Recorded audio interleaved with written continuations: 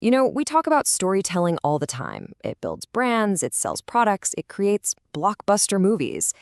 But what if the story you're telling has nothing to do with selling something? What if its purpose is to convince someone to make the ultimate sacrifice? Today, we're going to dive into how the military uses narrative, pulling from a powerful talk by Captain Raghu Raman to see what storytelling looks like when the stakes are literally life and death. Okay, so let's just put this in perspective right away. An advertiser's story, it might get you to buy a new phone. A really, really good story might even convince you to tattoo a brand's logo on your arm. But an army's story has to be on a completely different level. It needs to be powerful enough to convince a soldier to do the unthinkable, to jump on a live grenade to save their friends. That's a whole other universe of persuasion. And this quote just says it all, doesn't it? If an ad campaign fails, you have a tough meeting, maybe lose a client. If a military campaign fails, you have to look a widow in the eye and tell her why her husband isn't coming home. The consequences are absolute. In that world, stories aren't just some nice-to-have creative asset. They are literal survival tools. So how in the world do you build a narrative that strong? Well, it all starts on day one. The whole process of making a soldier is really about deconstruction and reconstruction. You have to break down the civilian identity, piece by piece, and then rebuild it around a brand new, incredibly powerful story. A story about belonging, purpose, and legacy. And who are the architects of this transformation? Meet the drill sergeants, or as Captain Raman calls them, the drillistads. Their mission is to take young civilians and turn them into officers. And his description of them is just perfect. He says to imagine your worst nightmare, Frankenstein and Dracula all rolled into one. Yeah, their entire job is to push recruits past every single limit they thought they had. But here's the thing, it's not just about the physical punishment. It is a constant, relentless infusion of story. Recruits are told, hey, this parade ground you're marching on, it's named after a 21-year-old hero who died in battle. They are constantly being reminded of the legacy of their unit, of the generations who wore the uniform before them. They're being woven into a story that's centuries old.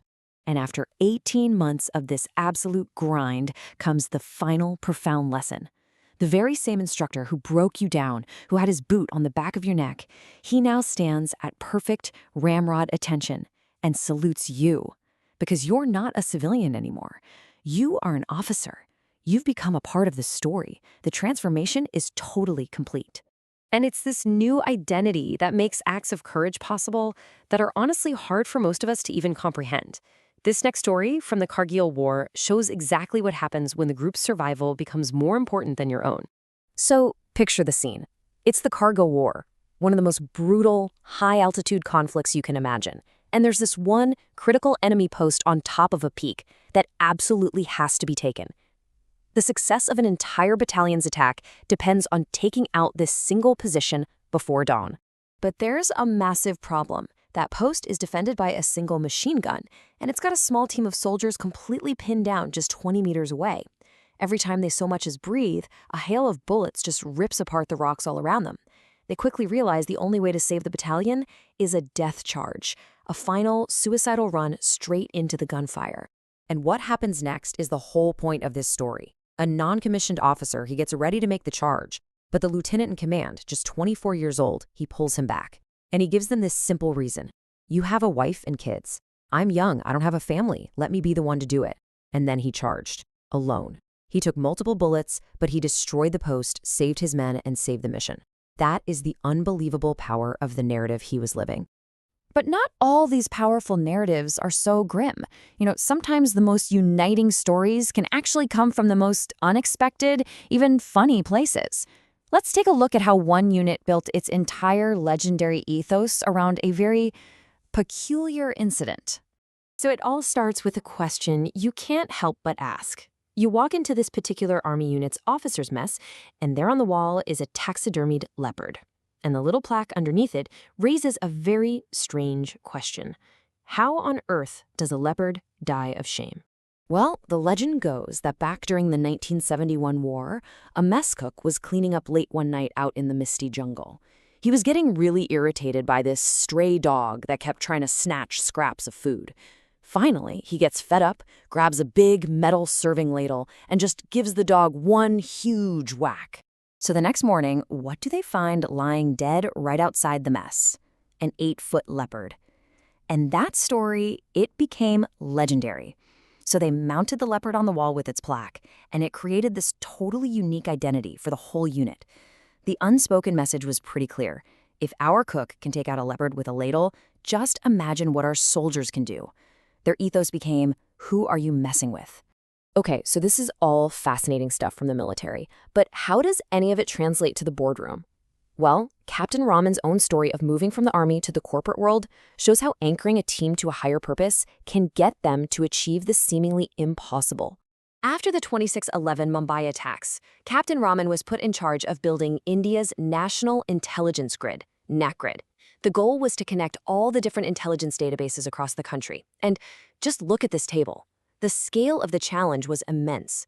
Compared to the US trying to do something similar, India had 6 times the population, dozens of languages, no single ID for citizens, and a tiny fraction of the time and money.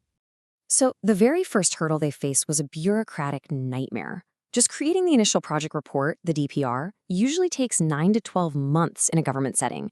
The problem was their entire project timeline was only 18 months. So by normal standards, the project was doomed before it even began. So what did Raman do? He skipped the corporate retreat.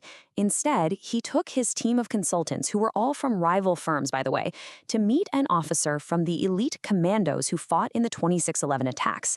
And this officer, he explained what it was like fighting blind, without basic intelligence.